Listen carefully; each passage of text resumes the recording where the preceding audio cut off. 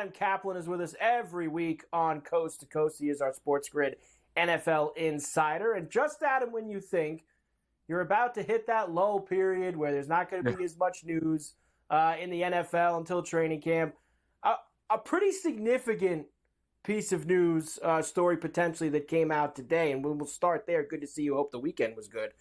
OTAs to be gone. Tell us about this story that came out about off-season training programs. All right, so, Mike, this is an interesting story. So I could go back to the 2011 CBA, and I'm going to set the story up because this will give you the context. So the player side, one of the things that they wanted was less practice time. They didn't want to be in the building as much. And when they were in the building the offseason, February, March, and April working out, they didn't want to have to talk about football and do things that other than like weightlifting. Like that's all they want to do. They didn't want to be bothered with football stuff. And coaches, of course, didn't want that. They want to be able to have access to the players when they wanted it. But that was one of the things that the players wanted in that CBA in 2011. And the owners were happy to do that because it didn't require any money. Coaches hated it. They still do, for the most part. They want access to the players. But the bottom line is the NFLPA, according to the NFL Network, and I could give you a little bit more context on this, their proposal, and it's getting finalized, is to basically eliminate the May OTAs, which is what we're in now. Next week around the NFL, in the first week of June and the second week of June, are the mandatory camps. That's when the players must show up. The OTAs in May are voluntary. You don't have to show up. You cannot be fined. If you don't want to come, you don't have to come. Now, talking to coaches over the years, Mike, OTAs are important for rookies and second-year players. After that, veterans, it doesn't really matter. Their jobs aren't in jeopardy. They don't get much out of it. With the one caveat, if you have a new offense or new defense, if you have a new scheme coming in, it's good to get acclimated with it, but you'll get that in the mandatory camp and training camp. So the NFLPA's thinking going forward here would be this, and it could start as early as next year, obviously not this year, but next year, if the owners would approve it, they'd agree to it, is that no workouts in May, no workouts in April. Late June are the first workouts, so it's a month later, into July. Now, what we don't know is it going to go from mid to late June, not have any time off? Is the offseason program going to be 6 weeks and then start up training camp, have a little bit of a break? We don't know what the time period would be for a break, but the bottom line is May OTAs will go if the owners would agree to it. And I know coaches don't like it. I've talked to so many coaches about this over the years about losing practices, but owners, as long as it doesn't cost them money, they don't care. Now, they may take some input from coaches or the head coach specifically and the general manager, but in the end, it's going to be the owner's decision whether they're going to agree or not with the NFLPA. And I've already seen, Adam, people suggest today that this is the first thing the players are kind of wanting in potentially down the road in exchange for that 18-game regular season that Roger Goodell has already floated around, that this is like the first thing that the players are like, we want this changed as the first like small give back as to down the road going to 18 regular season games. All right, Mike, the latter, you just mentioned givebacks. That was part of the 11 CBA. This is, by the way, and I mentioned this a couple of minutes ago, this is important. The owners are like, fine, the players don't want to be there as much. That's fine. It doesn't cost us any money. We'll take that back. No problem. We'll give you that. So fast forwarding to now, to potentially 2025, sure. Roger Goodell's made it clear. 18 games and 2 preseason games. Well, now we have 17 games and 3 preseason games. We used to have 4. Back when I started covering the league, it was 5.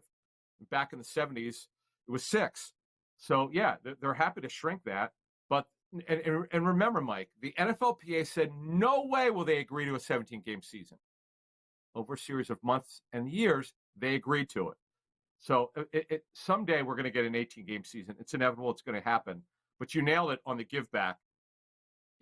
That's going to be part of it. The owners, and that's what I was talking about. The owners are going to ask, okay, you don't want to be there? You don't want to be there as much, guys? Okay. But what are you giving us back? That's what a give back is called. You know, and I can already see you talk about the coaches not being happy with something like this. You're talking about if this goes through, in which it sounds like it's when these things start happening, Adam, they're going to go through. Like you're saying, I mean, this is going to happen. It's going to get approved. I mean, I could see coaches being like, I could potentially now not see my guys from January all the way to June. I mean, like, at least like when you have like these April and May, and You pop in, you see what kind of shape a guy's in. You could see you potentially talking not having guys or seeing them for 5 or 6 months, 4 to 6 months. That seems like a lot, Adam. Right, and again, nothing in the offseason is mandatory. A lot of players choose not to show up. The veterans choose not to show up to the mandatory camp because they have to, and they'll work out there. Then they'll be off for the summer until late July. So you're right. The clubs won't know if the player doesn't show up. Now, the one thing which we should mention before we move on here is that players in their contracts have off-season workout bonuses. If they want to earn them, they have to show up there for most. It's not usually 100%.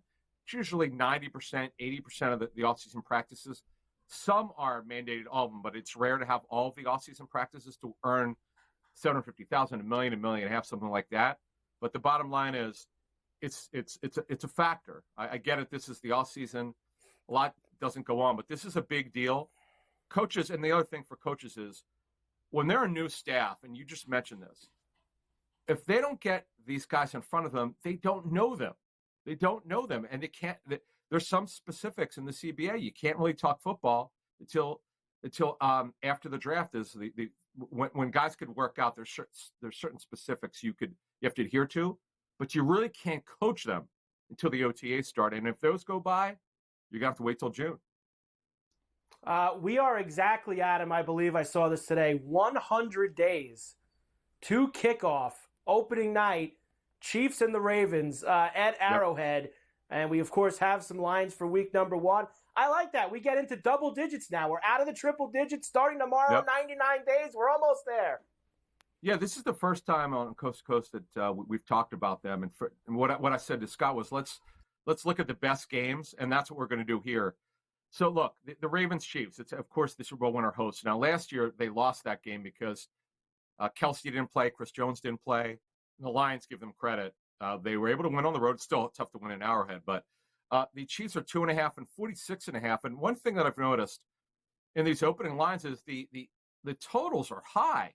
Mike, I'm sure you know this. From talking to coaches over the years, more often than not, they'll tell you, man, defenses are ahead of the offenses.